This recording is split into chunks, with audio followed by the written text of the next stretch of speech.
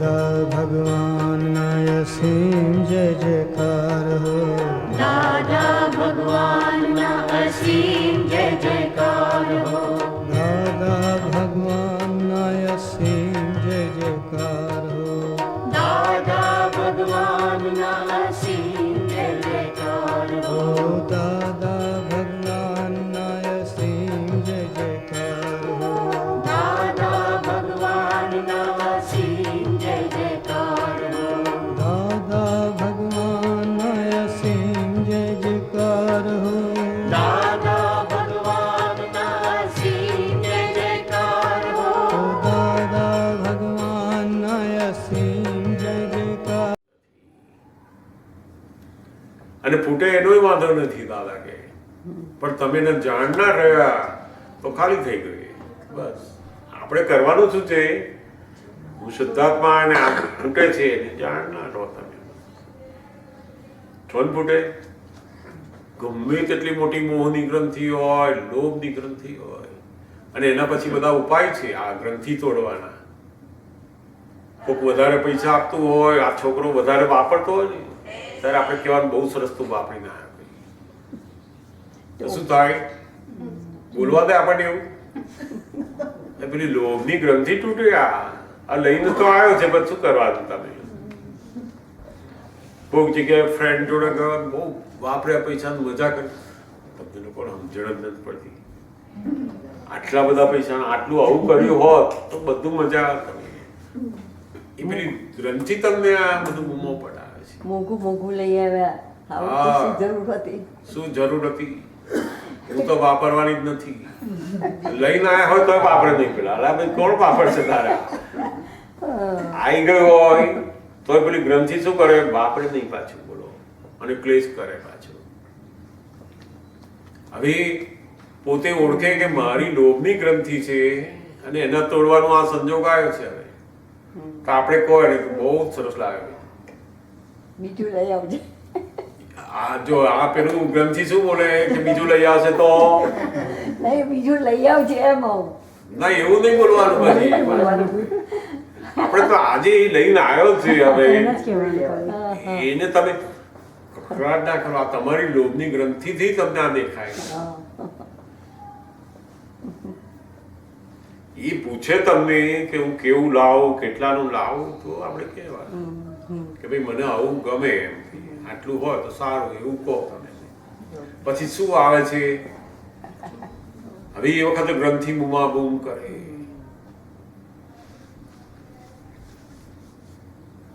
બધી આખો પોતાનો જે જ્ઞાની આપેલો શુદ્ધ ઉપયોગ છે એ ગ્રંથિના કારણે વર્તતો નથી. પેલી ગ્રંથિ આપણને વર્તાવા નથી દેતી.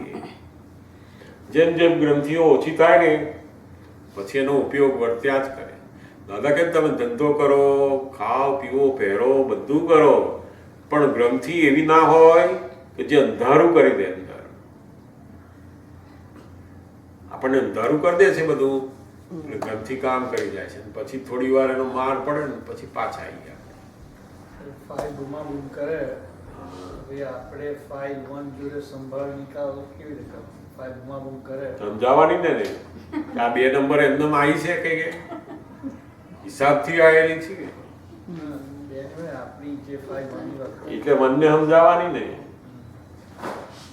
આપણે બંને સમજાયું કે ભાઈ તારા હિસાબથી આ 2 નંબરની આવી છે ને સંજોગાદી ના કે છે બધું. માગેલી આવીશ. એક નંબરને સમજાવવાની એવી. નહીં તો નિકાલ ના થાય ને પછી એની જોડે. અને નિકાલનો મતલબ એવો નથી કે કેમ કરવું તમારે પાછું. આપણે એની કોઈ પણ રસ્તે એને સમાધાન કરવાની આવો કે ભાઈ આપણે કાલે જઈએ, તમે આમ જુઓ, આવું જુઓ, મારે આટલા કામ છે, બધું બધું સમજાવો એની જોડે. અને છતાંય ના સમજે આપણે સમજી જવાનું. હા, બસ અલીપુરા આપવાના. પછી જો તમારે છૂટવું હોય તો, ના છૂટવું હોય તો તમે જેમ ધારો એમ કરી શકો.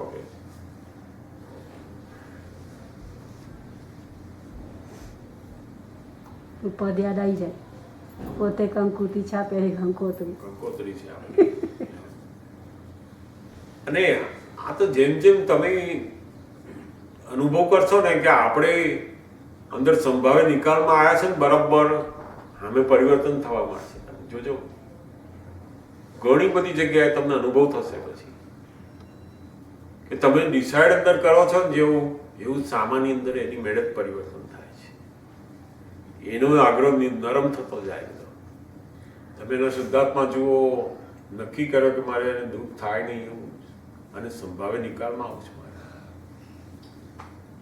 તો એની મેળે એનું પરિવર્તન થતું જાય.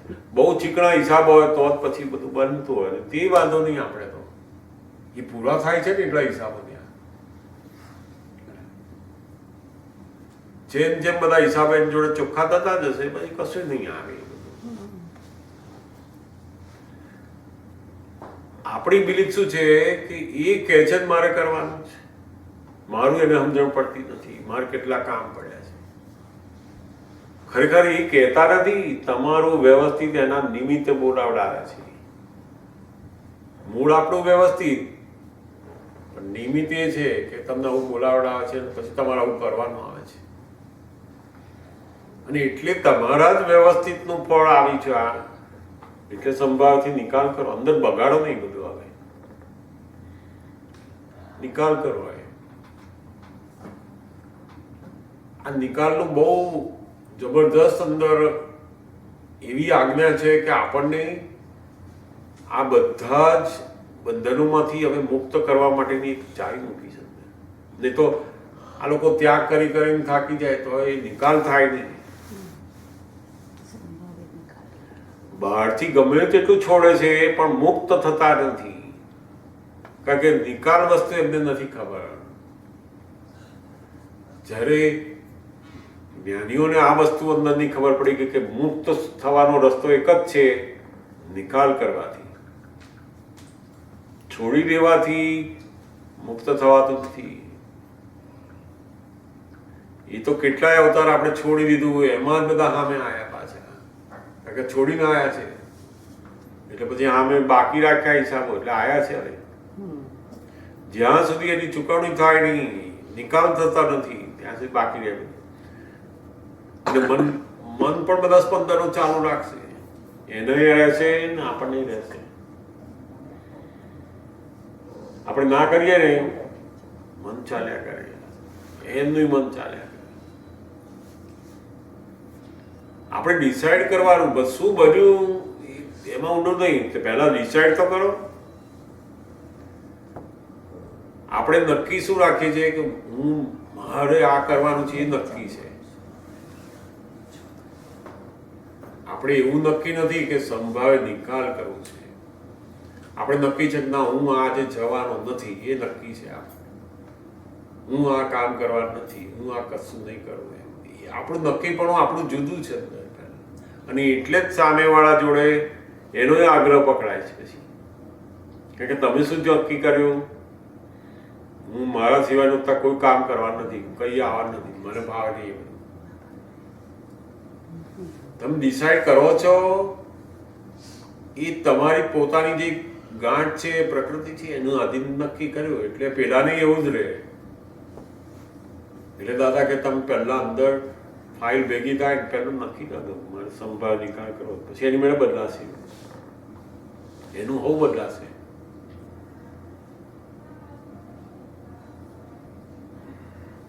બહુ અદભુત તપસ્યા છે. તો આ ફાઇલનો સંભાળ નિકાલો. આપણે બીજું કઈ કરવાનું નથી, બીજું તપ કરવાનું છે જ નહીં. નથી ઉપવાસ કરવાના, જપ તપ કરવાના નથી, ધ્યાન કરવાનું કશું કરવાનું. આટલું જ તપ. બહુ અઘરું લાગે.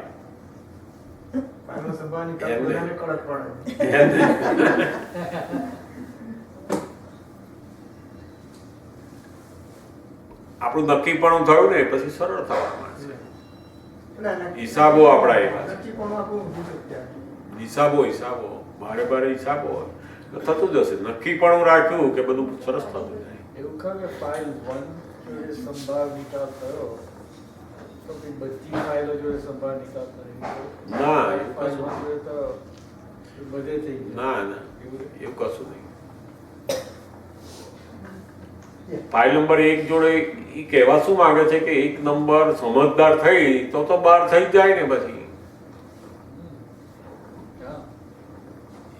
પણ એનો મતલબ એમ નહીં કે 12 બધા જોડે થઈ જ જાય સંભાવે. સમજદાર હોય તો ઊંધું અવળું થાય પાછું. એટલે આપણે શું કરવાનું? બે છે, આ મન વચન કાયાનું છે, મનને સમજાવવાનું છે અને બારે સમજાવવાનું છે. અને એમાં નક્કીપણું પેલું બહુ મૂકે દાદા. શું કહે છે? નક્કીપણું તમારું. તમે ડિસાઈડ કરો ને એટલું જ કરવાનું તમારે. ફાઇલ ભેગી થાય સંભાવ નિકાલ આટલું ડિસાઈડ કરો બસ. બીજું બધું કામ અમારું કે છે એ અમે કરીશું. પછી તમે મારી આજ્ઞામાં આવી ગયા એટલામાં. સહેલું સ્વચ્છ નક્કી કરવાનું કે છે આપણને.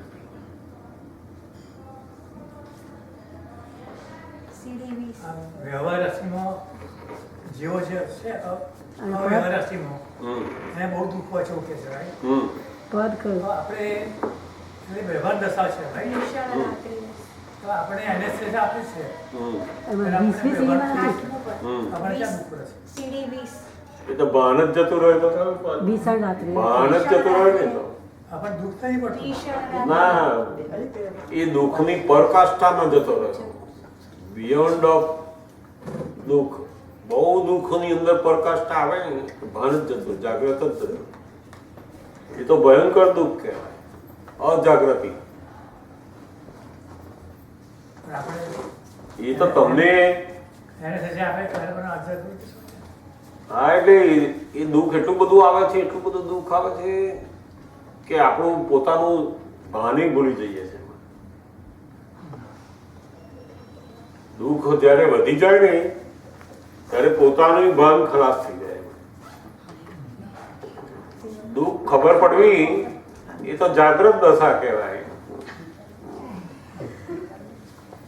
આ દુઃખ છે એવી ખબર પડવી એ તો જાગૃતિ આવી ગઈ. જાગ્રત દશામાં સર હજુ તો દુઃખ જ ખબર ના હોય તો જે અવ્યવહાર રાશિના જીવો છે કેટલાક બાબતમાં ડેવલપિંગ નથી થયું તો દુઃખ જ ખબર નથી. અને એનાથી છે આપે શું થાય તો કે એટલા ભાગમાંથી જે દુઃખનો અનુભવ કરનાર છે ખસી જાય છે એટલે દુઃખ નથી લાગતું. હોલ બોડીમાં anesthesia આપે છે. હા, તો આખું બોડી એમાં દુઃખ લાગે ને. આખું બોડીમાંથી આત્મા તો ના થાય ને. આત્મા જતો નથી રહેતો, આત્મા ઉપર આવરણ આવી જાય. એટલે પેલો જે દુઃખનો અનુભવ છે એ આવરણ આવી ગયું એટલે કદી ગાય. પછી જેવું એનેથી છે ઉતરે પેલું આવરણ ઓછું થાય પછી જબરજસ્ત દુઃખ લાગે પાછું.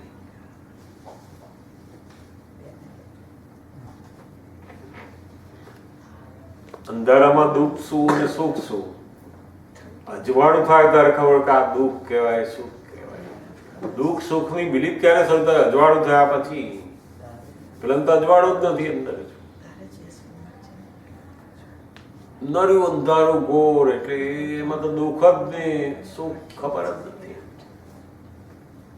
પછી અજવાળામાં આવતા આવતા એને થાય કે આ દુઃખ કહેવાય, દુઃખ કહેવાય, પછી સુખ કહેવાય, આ ના હોય તો સુખ કહેવાય. એમ કરતા કરતા ડેવલપ થાય પછી.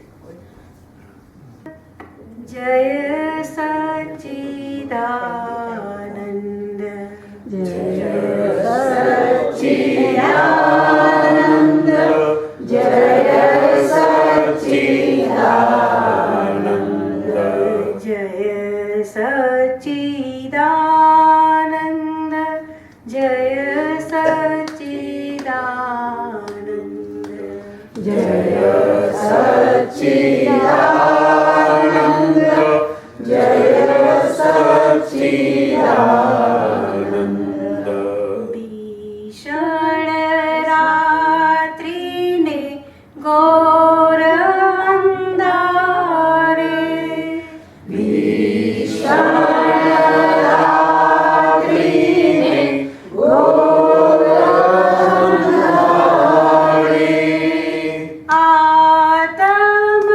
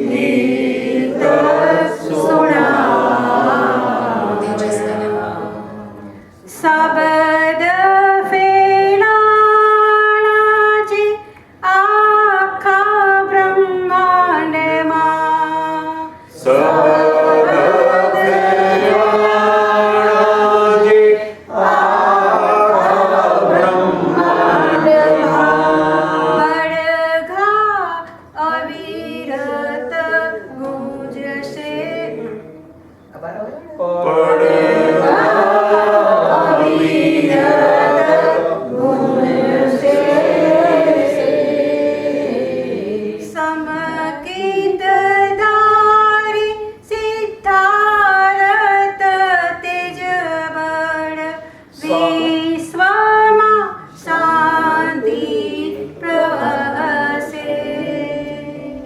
સમકીત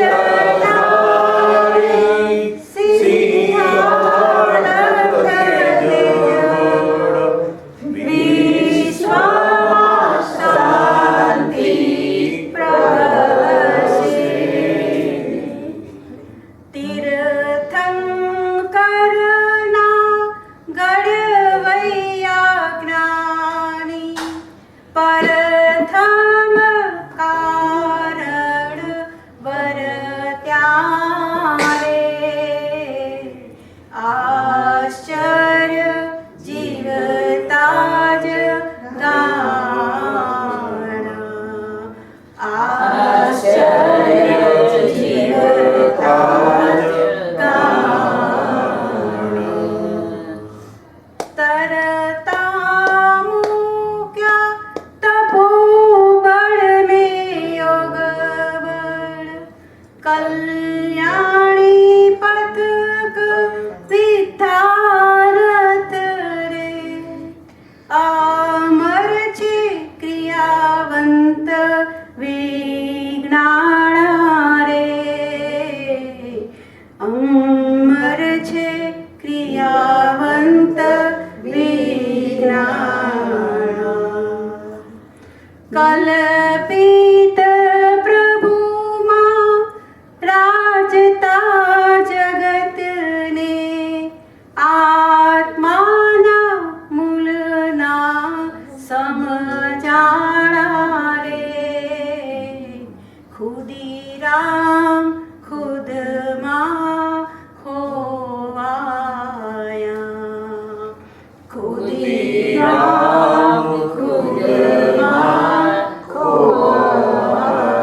ખોવાયા ખુદીરામ ખુદમાં ખોવાયા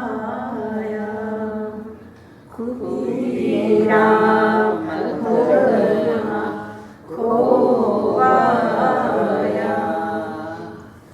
બોલ્યા આ તો કઈ એ જ છે. દોડે દિવસે પછડાટો ખાઈને દોડે દિવસે પછડાટો ખાઈને વિચર્યા તે સ્થાનો જ ખૂંદશે વિચર્યા તે સ્થાનો જ ખૂંદશે આમાં આધું દેખાય ને પાછળ જો ઉપર જતું રહેશે બોલ્યા છતાં રહી ગયું. હા બોલ્યા છતાંય ઓળખ્યા. ઉપરથી લાગી બોલ્યા છતાંય ઓળખ્યા નહીં પછી માતા ફૂટીને રોશે દોડે દિવસે પછડાટો ખાઈને વિચર્યા તે સ્થાનો જ ખૂંદશે લોકોની આદત મૂર્તિને પોથીના રીંગણા ચટણી અથાણા રે ગમતા ભૂત સંભારણા રે ગમતા ભૂત સંભારણા રે ભાવ્ય પુરુષના ઉત્તમ નિમિત્તો સંજોગ હોય અજુ કેવળ જ્ઞાનીનો સંગમ અપૂર વૈભવ જ્ઞાન નીચો સમ્યક દર્શન સહેજે